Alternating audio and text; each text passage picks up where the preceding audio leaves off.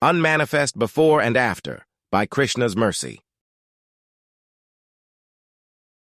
Avyaktadini bhutani vyaktamadhyani bharat. Avyakta nidhananyeva tatra ka paridevana. Quote, all created beings are unmanifest in their beginning, manifest in their interim state, and unmanifest again when they are annihilated. So what need is there for lamentation? Lord Krishna, Bhagavad-gita 2:28.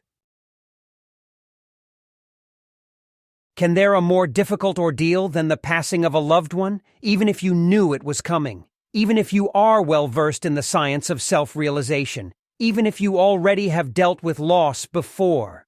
There is just something so sad about never having the opportunity to speak to someone again. How can we overcome this grief? Is it a valid objective? Is it not okay to miss someone? After all, that speaks volumes of the significance of the relationship. If I don't miss someone when they are gone, what impact did they really make on my life?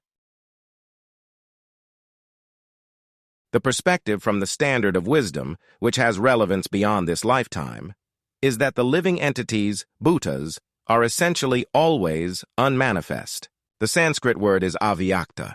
This does not indicate a lack of existence. On the contrary, the living being, as part and parcel of the Supreme Personality of Godhead, always exists. Nothing can extinguish its vibrancy.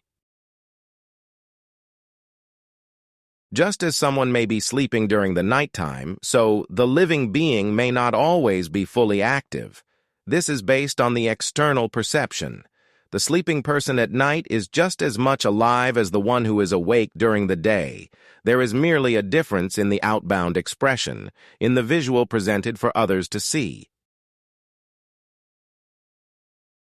As Sri Krishna explains in Bhagavad-gita, the bhutas are avyakta before and after. We lament when someone has passed on, but what about the time prior to their birth? We acknowledge that there are thousands of years of recorded history. Where was this person during that time? Why do we not lament the loss in perception during such a significant duration? The aftermath of death is the same in terms of our interaction. The bhuta again becomes avyakta. They are out of our vision, but still completely vibrant.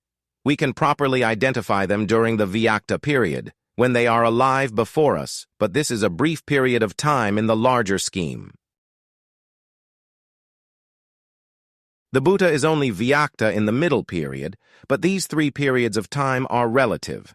My beginning, middle, and end are different from your beginning, middle, and end. I am living in the present right now, but this is the distant past to someone in the future.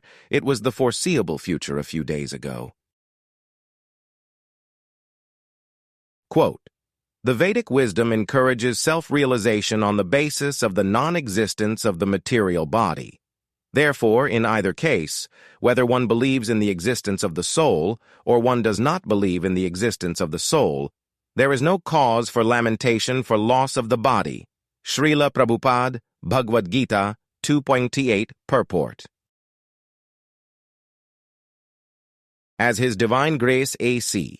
Bhaktivedanta Swami Prabhupada explains, because of this duality in avyakta and vyakta, the material body is something which has practically no existence.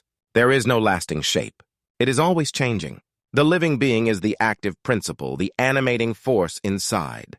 The focus of all education, all thoughts, all considerations, and all future plans should be on the interests of this active principle. That is the meaning to an implementation of genuine spiritual life. Ascharyavat pashyati kaschiden, mascharyavad tathaiva chanyah, ascharyavatchainamanyah shrinoti, shrutvapyenam vedna chaiva kaschit.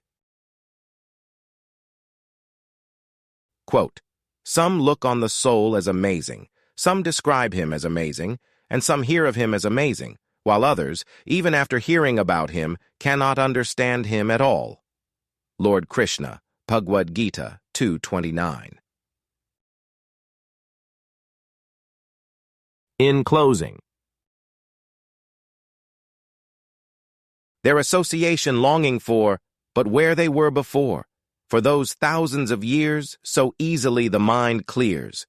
Krishna saying that avyakta at the start and again after to depart, but vibrant the entire time, on the Bhuta this focus of mine.